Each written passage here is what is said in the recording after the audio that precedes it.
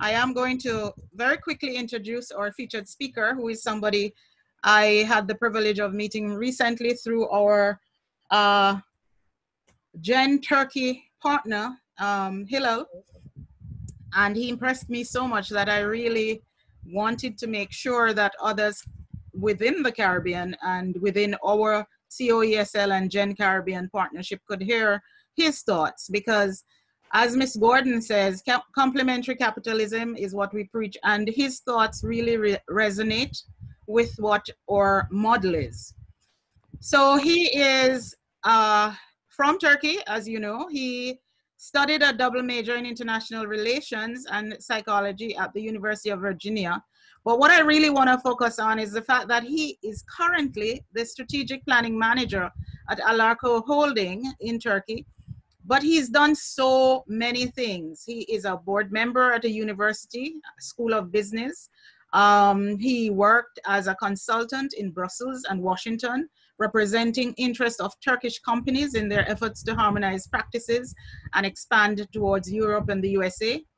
When he returned to Turkey, he joined Alarko, and he worked as a marketing analysis and operations supervisor at its tourism group. And, you know, he was in charge of direct brand management, pricing, campaigns, customer satisfaction, and communications activities. So he really is a people person. And the heart of what we do is a balance of making money, yes, but also doing good.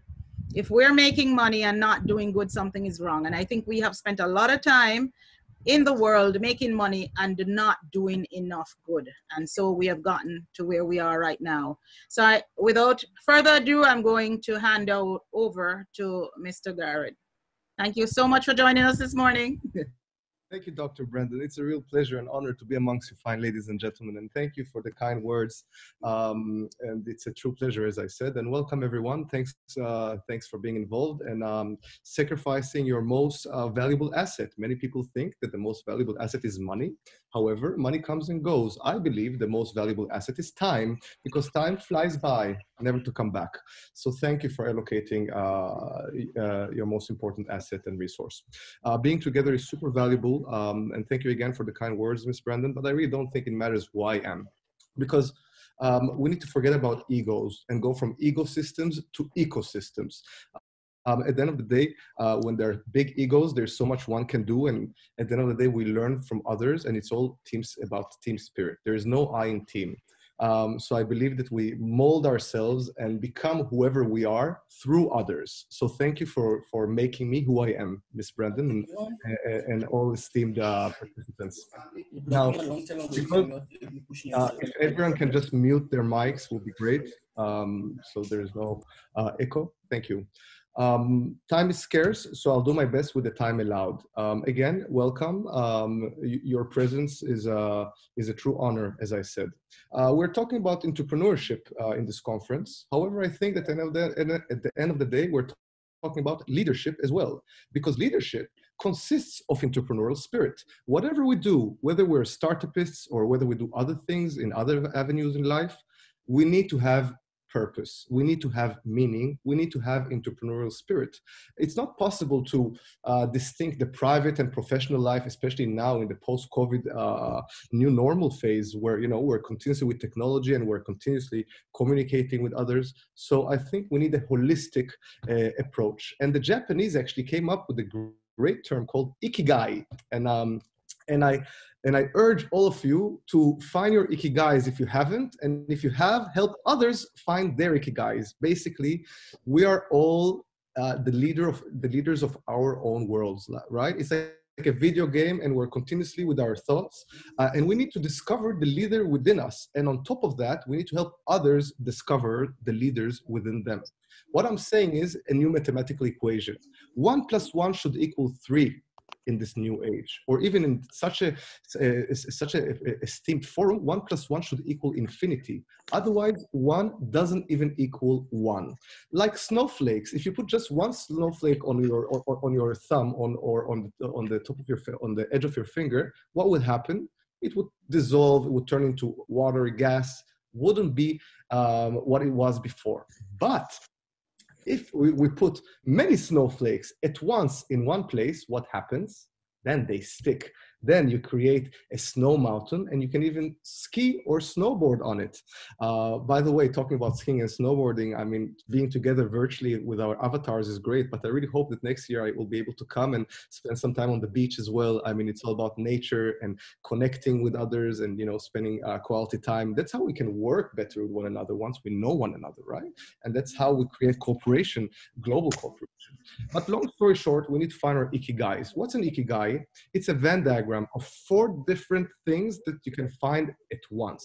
What we love, what we're good at, what the world needs, as Miss Brandon said, and how we can make a living and an earning, because that's also important. Once we find all these 4 things together, then we find the raison d'être, as the French say, the meaning of life. Now, sometimes it's hard to find it just in one avenue. So we should carry many hats. I'm an academic, a business person. I'm active in the NGO realm. And that's how I aspire to find my ikigai. Now, we look at the post-COVID-19 world. And I would like to use a quote by Lenin. He said it quite succinctly. He said, "Some centuries pass like weeks, some weeks pass like centuries," right? Time is relative. Time is time-space anyhow, it warps. But long story short, now time is passing really quickly. The decisions we make now will have huge repercussions in the future. There are going to be permanent digital, psychological, anthropological, social, economic impacts that will last even after the health hazard passes. And algorithms are coming to play. AI machines are coming into play. We have already reached singularity. Humanity and machines have integrated into one. But now we're coding them. They'll become the way that we teach them how to become. Now, we need to be good role models as we're becoming one with them, and that's very important. And here, entrepreneurs, here, innovation management comes into play. There's so much to do. And look, we look at how the world works, and unfortunately, there's a lack of trust, lack of cooperation, the me first, right? The Trumpism, but that's not a good rationale for post-COVID, for the post-COVID new normal, because threats to others are also our threats. That is why right now is the time for globalism. A true nationalist today, I believe, should be a globalist. We're seeing exponential change. We're seeing the doubling of information accelerating more and more.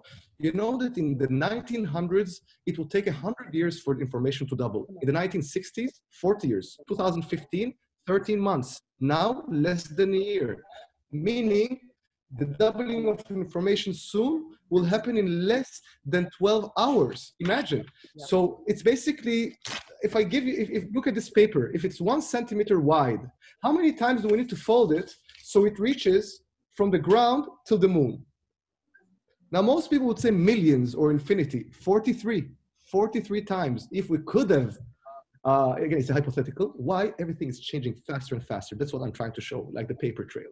I look at different technologies or different industries, especially where startups are focusing on biotech, 10,000 times cheaper than it was 7 years ago.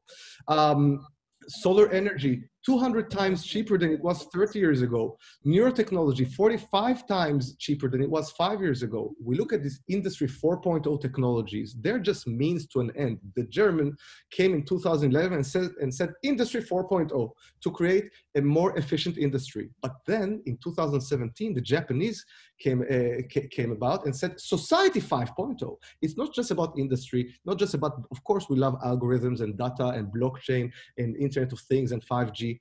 But if we don't do it towards a sustainable society, towards nature, towards children, towards women, then there is no rationale for it. And there are a lot of threats, digital dictatorships. I mean, now they know what we think, how we feel. On top of that, like Cambridge Analytica showed us, they can control our thoughts. So we don't want to become a data colony. Look, I believe the world is going to get divided into three classes. The first class of countries, of organizations, of startups, of people, of individuals are going to be those who are showing the way, who are innovative, who are creative, who are using these technologies, who are putting the young generation at the front lines, and who are courageous and brave, and they will show us the way. and you need to take risks, and it's not easy, of course. On the other hand, the second class will be those who hop on the train but do not show the way. But they have enough power to hop on the train, and they can import technologies, import an iPhone, have the power to import, but not to create an iPhone themselves and export it. Now, the third class would be those who cannot even catch the train, those who are stuck at the desert, those who die, those individuals and countries and organizations. Now, in order for us, for the Caribbean and Turkey, we need to support one another because we need to be those who show the route, those who show the way. And to do that, we need to collaborate. I'm sorry, 1 minute, please mute your mics, everybody, please. We're getting feedback. Thank you. I don't know. Thank you so much, Ms. Brad. And to do that, we need to follow the guiding principles of the New World Order. And I believe those principles are first and foremost cooperation. And I'll give you an example. There was a business, true story. There was a business person who bought a land believing there's a gold mine there because there were gold mines around. But whatever he did with his team, he couldn't find the gold. He was just about to give up. But right before giving up, he started a contest on the internet. Whoever finds my gold gets $1 million. Someone found that gold for $3.2 billion worth of gold. And whoever found it got $1 million. Everyone is happy. Everyone is a happy camper. And if they wouldn't have started that competition with that collaborative approach, that gold wouldn't have never be found. Second principle, transparency. Look at Snowden. Look at WikiLeaks. The best medication, the best medicine is sunlight. I mean, you would know this best, I guess. And sharing, of course. Look at Tesla sharing all of its IPs, all of its patents, all of its intellectual property, and still it's the biggest car manufacturer. Even bigger than Toyota when you look at its stock value, although it's hardly producing any cars. Sharing is key. Who would believe that before sharing patents was credible? And of course, access to power, influence. The young generation is becoming stronger and stronger and stronger. Those who say I can and those who say I can't are both usually right. In order for us to find our purpose in life, let's start from the easy part. What's the meaning of life? I think that touching others with our gifts, whatever our gifts are, whatever our potentials are, is to find it with the correct systems, with the right teams, so we can cause a multiplier effect and benefit society. The more we give, the more we get. It's a paradox, but it works. Of course, we need economic logic to further support environment and humanity. And for that, we need true leadership skills under pressure. It's not easy to have empathy today, to be creative, to be able to listen, to provide hope, show accountability and whatnot. These are true things that require high levels of intelligence, but the highest levels of intelligence, I think, humility, modesty, kindness, good intention, and of course, integrity. We need to run together. And for that, we need to answer why, not only how to do something or what to do. Why are we doing it? Answer the golden circle. And there's so much to do and so much to talk about. I mean, I think the main three themes for the future, whatever we do, is to create platforms, to create data platforms where we can get more data so we can do whatever we do in a more efficient way. How do we organize our job, our work? How is the organizational scheme? Is it agile? Is it omni-channel supported? Which tasks, which jobs should we perform? How is the employee experience? How is the UX of employees? This is super important for entrepreneurs to focus on. We need to have cognitive, holistic organizations. We need platform-based smart business models. We need real-time data collection, not collecting data from Excels. That's outdated. We need holistic shareholder insight, stakeholder insight, better mobile experiences. What I'm saying is, long story short, move from profit to purpose. I'm not saying forget about profit. When you focus on profit, you don't get it. When you focus on purpose, as a side note, it comes as a byproduct. No more hierarchy, no more top-down network management. It's not about a control anymore. It's about empowerment. No more just planning with fear, experimental approach. What's Facebook motto? Break it and then apologize. Otherwise, how would there be innovation? No more secrecy. It's all about transparency. Now, when we focus on these agile structures, we need to think about infrastructure management, about our cloud, our servers, our platform, process management, how we mobilize remote working, and of course, innovation management. Now, these are not easy to do, but whatever we do, we need to become data companies. And accordingly, me and my friend, together with our team, started a new venture to create a digital marketplace and a mobile hub for the entrepreneurial ecosystem. And with your permission, with the little time left, I'd like to show you a very short part of this presentation, just to give you an idea on what we're focusing on when it comes to the entrepreneurial realm. Ms. Brandon, can you just confirm that you can see the presentation right now? Can you see? Yeah, I can see it. Perfect. Okay. So our venture's name is To Be Unicorn. And here our mission is to integrate all the stakeholders within the ecosystem. No, it's somebody else. It's super important. No, it's like that video.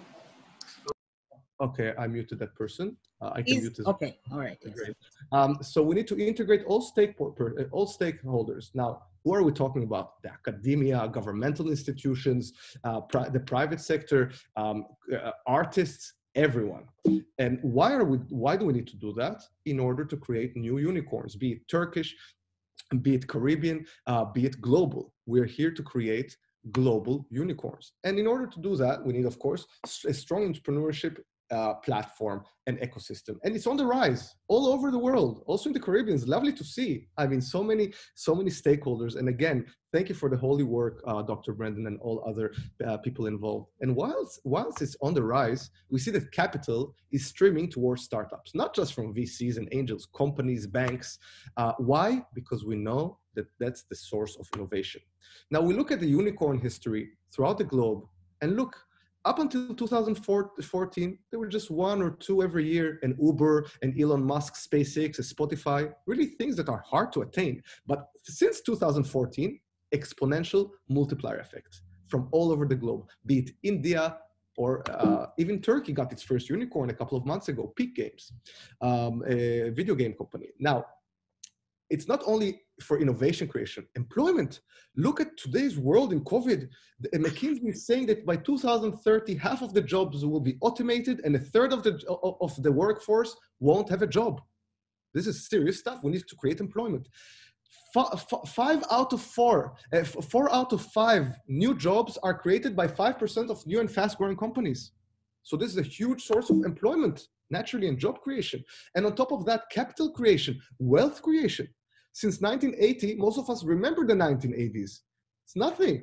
Since 1980, 95%, almost the entire global capital created is owned by entrepreneurs. Where are all the Exxons and Coca-Colas? It's all Alphabets and Ubers and Apples. But we see a vicious cycle in most countries other than the States. The States attracts $70 billion in the startup ecosystem. In Turkey, it's still 100 million. I'm not sure how it is in your country or in your region, but we see a vicious cycle. Lack of trust, few exits, a relatively underdeveloped Silicon Valley culture, and a lot of scattered offline support systems, incubators and but they're all scattered offline. There are a lot of information biases, few funds, and hardly any incentive plans, which is why we need to get all these stakeholders, which I mentioned before, all of them to play together. And for that, we need to create grants, establish technoparks, incubation centers, accelerators, and incentives in order for us to show the way and not just hop the train or miss out on the train and then die, basically. Basically, we need to create new Silicon Valleys. This issue doesn't only concern entrepreneurs, it concerns everyone. Employment, wealth creation, it concerns all of society. So although we have different cultures, we need to strive toward the same goal. And at the end of the day, true success, and Ms. Brandon knows this best, true success is enabling others. True leadership is getting many leaders run together. Being successful is not becoming an Elon Musk or a Susan from YouTube. Being successful is making others successful, because then you create a multiplier effect. If you become an Elon Musk of sorts, you can only run for 30, 40 years. But if you create many or help others and give them the vehicles and the systems, then it's much more worthwhile. And accordingly, we established To Be Unicorn. And To Be Unicorn is our venture where we're basically creating a digital hub and an online marketplace, and basically a city where we provide the infrastructure and create synergies and integrations between all stakeholders. So 1 + 1 would equal infinity. Thank you so much for the time allocated. I really appreciate it. Again, it's a true honor. I would just like to end with a quote by Rumi. In Turkish, we say Mevlana. And really, we adore him in Turkey, and I think all over the world. And he says the following: "This is your path. Others may walk it with you, but no one can walk it for you." So at the end of the day, you can listen to a lot of advice, but you should follow your heart, find your ikigais, run with the right teams, with responsible businesses, with strong structures, so we can make the world a better place. And of course, earn some money and have economic logic. So we can, Alison. again, thank you so much for the time. I wish you all the best of luck. And thank you. And I hope again to see you on the beach next year, hopefully. Keep safe. And remember, nothing, the Buddhists say that nothing is good or bad. Everything depends on how we see it. So good things might turn into bad things might turn into good things. At the end of the day, what we need to do is, I think, again, it's just my 2 cents, is focus on the best that we can do. And rather than focus on the rain or on the environment, focus on what we can do accordingly. Most importantly, internalize our mission, use our time well, and grow with others. Basically, find ourselves with others, as I said. It's all about ecosystems rather than ecosystems. Thank you so much, with my utmost respect and appreciation. Thank you, Ms. Brandon, and all you valuable ladies and gentlemen. Thank you.